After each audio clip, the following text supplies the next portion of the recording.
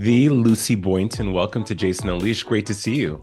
Likewise, thank you so much for having me. It's my pleasure. When I watched your stellar performance in A Cruel Love, the Ruth Ellis story, one word came to mind, and that was gritty. You were sensational in this. How are you feeling? Thank you. Thank you so much. That's so kind of you. Good. It's been heavy to talk about. It's a as you said, an incredibly gritty project, an incredibly gritty story. But I feel really lucky, I think, and privileged to be a part of something that is such a catalyst for really vital conversation. Vital conversation is right on the money because of course we are still talking about relationships and when I mention relationships, the elements that go along with that are egregious. This movie, or this biopic, excuse me, not only deals with something that's a part of British history, but also very triggering themes of emotional and physical abuse, sexism, classism, capital punishment. And you didn't have Ruth to talk to about her experience. This is based on a book. What way did you go about diving into the subject matter to give it context to develop the character you would play? I think I always, when approaching playing a real person, I try and go in really analytically and kind of leave my own feelings at the door where possible. And with this, that was just impossible. I wasn't familiar with the case before, but as soon as I started reading about it, you realize the extent of what a miscarriage of justice it was, which they knew at the time, but through a contemporary lens and as a contemporary woman, it's undeniable and kind of sickening and excruciating to read.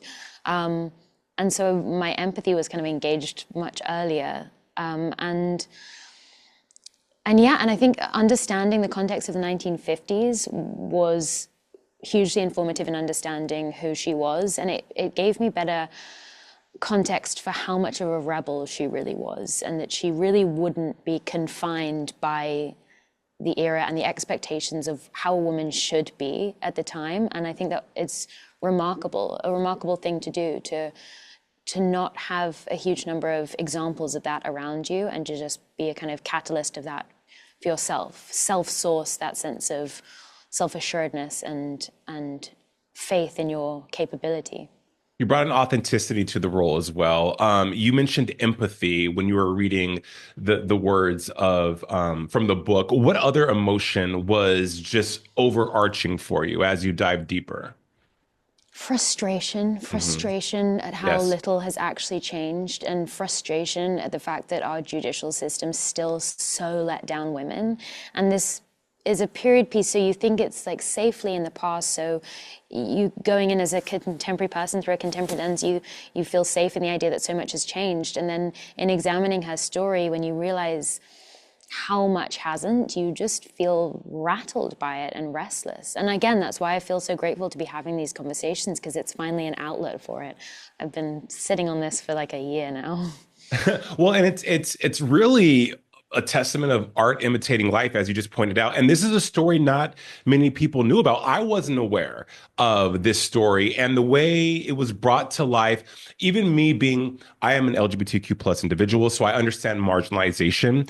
And you mentioned frustration. I was very frustrated because here you have this woman who has been shunned in multiple places, right? She's going into a business that is frowned upon, being a woman in a time where women were only supposed to be a certain archetype. You were a mother, you were a wife, you were subservient, the end. And you look good doing it. But she bucked the norm and said, "No, I can be all these things," only to find herself at the hands of someone who was abusive, but also manipulative in the same light. And a lot of people, as I mentioned, it being triggering, a lot of people are experiencing that now and can resonate with that now. When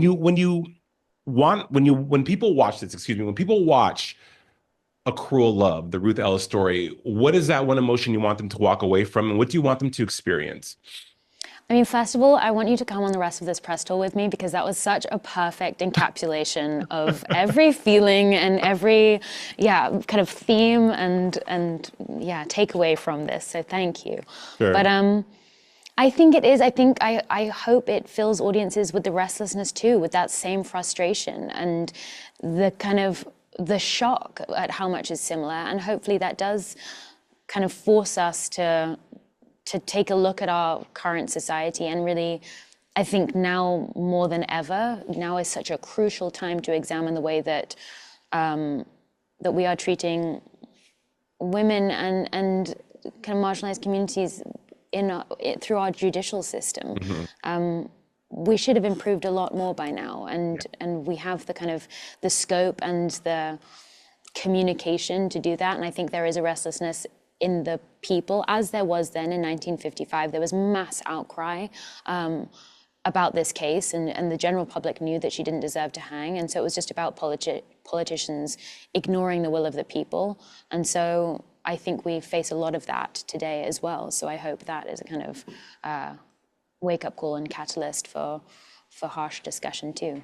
I extracted exactly what you just said from watching all four episodes. And, the late Dr. Maya Angelou said, when you know better, you do better. And sometimes, even though you know better, it takes a long time for us to get to that island of doing better. But with your performance and this biopic and the messaging that is, as you mentioned, encapsulated within, I think we're well on our way. Lucy Boynton, you are such a star. And again, stunning. I mean, even though this was dark subject matter, you made it look effortless. Thank you so much for your time and Thank you so congratulations much. on a wonderful Thank you piece so of much for all of television. this.